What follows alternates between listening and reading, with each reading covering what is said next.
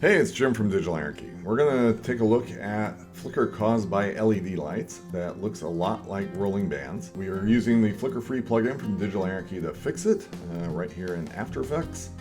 And this is the most common problem that we see people buying flicker-free for. There are a variety of causes and different ways the rolling bands can look.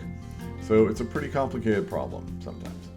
But we'll take a look at a few clips to see how it works and how we fix it. And to speed this video up, I'm not going to explain what every setting does in detail. We have other intro tutorials that go over that in depth. So if you want a deep dive, take a look at those. So we'll start off with this clip that has some camera movement, and you can clearly see the rolling bands there. If we apply flicker free, you can see the rolling bands preset is the default. And we're going to play this back. And you can see it helps, but it's really not solving the problem completely. And so the first thing we're going to try is turning off detect motion. And this is going to make things pretty blurry, actually. But that does get rid of the flicker. And now we got to solve the blurring problem. And so there's two ways to do that. One is detect motion, which we just saw doesn't work. And we can try motion compensation, and that will work. And so motion compensation is really your friend if you have a lot of camera movement or fast moving objects. And we see that does a great job of getting rid of the flicker and getting rid of the blurring. Because even with detect motion turned on, I'm going to back off for a second, turn the detect motion back on. What you're seeing is, if we zoom in on this, in addition to the flicker, as the camera moves around, you can see that the floor gets kind of blurry there. And so motion compensation does a great job of fixing that problem. And now we're just fixing the color problems that we had with the rolling bands.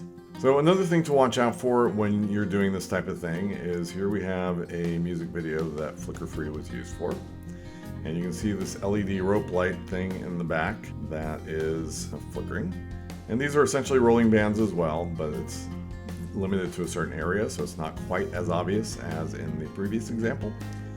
But one thing to notice is that when he does this kick, and we're going to zoom in here, if I turn flicker free on without the motion compensation, the leg almost gets transparent. So if I turn flicker free off, you can see there's a lot more definition to the leg, and there's a little bit of blurring, and you can also see the background through the leg. Sometimes you'll see like transparency there. Especially obvious if I turn off detect motion. But if I turn on motion compensation, again, it's really going to bring back the definition of that leg, reduce the blurring artifacts, and it looks a lot better. Like I said, anytime you have fast moving objects, whether it's something in the scene that's moving or the camera itself that's moving, you really want to make sure you're using motion compensation. So one thing that complicates removing rolling bands is if they're slow. And so we have this footage here of a turntable, and you can see there's actually a couple things happening. There seems to be a faster rolling bands happening and then a slower one. And so we're gonna try and get rid of all of that. And usually when you have slow rolling bands like this, you need to have a longer time radius. In the previous examples, we had time radius set to 8. And I'm going to start from scratch here. And if we look at that, it does a pretty good job, but the slower bands are still there. The really fast ones that we could see are gone, but we still have these slower bands. And so what I'm going to do is try setting time radius to 14. And you can see that that does a little bit better job. You might not be able to see it on YouTube, but there are still some bands there. So let's try and extend things out even further. Now the new time step parameter allows you to double the amount of time that is being looked at. So if I set this to 2, it's now going to look at every other frame. And so previously it was just looking at every single frame, 14 frames before the playhead, 14 frames after the playhead, for a total of about 1 second. Now it's going to be looking at 14 frames before, but it's going to be looking at every other frame, so it's going to double that amount of time.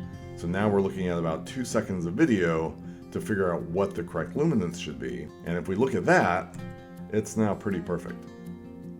All those bands are pretty much gone.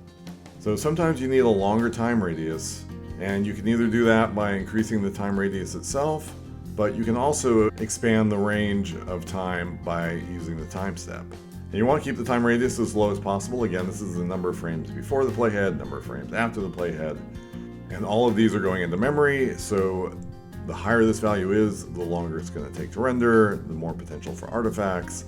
So the lower you can have the time radius, the better. It'll just speed things up. So that's about it for getting rid of rolling bands in After Effects. We have lots of other tutorials, intro tutorials that deep dive into all these settings and exactly what's going on over on digitalanarchy.com.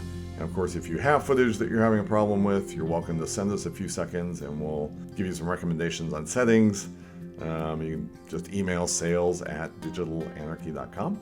And hopefully you found this useful, and thanks for joining me.